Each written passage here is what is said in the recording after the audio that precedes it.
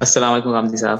وعلیکم السلام۔ سر میرا سوال یہ تھا کہ جب ہم نے یہ بات مان لی کہ ہم ایک مخلوق ہیں اور اس کے ایک مخلوق ہونے کا شدید احساس ہے جو خالق کا تصور پیدا کرتا ہے، اب یہ جو خالق ہے، یہ جو خدا ہے، یہ وہی اللہ ہی ہے، اس کی کیا دلیل ہے؟ شکریہ۔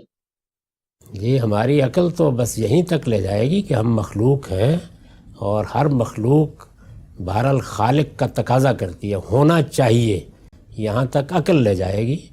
اس کے بعد یہ ہے کہ اللہ نے جب اس دنیا کی ابتدا کی تو پہلے انسان کو اپنے مکالمے کا شرف بخشا، وقتاً فوقتاً انبیاء کو شرف بخشا، آخری پیغمبر کی حیثیت سے محمد الرسول اللہ کو یہ شرف حاصل ہوا، ان پر اپنی کتاب نازل کی، وہ قرآن مجید کی صورت میں ہمارے پاس موجود ہے۔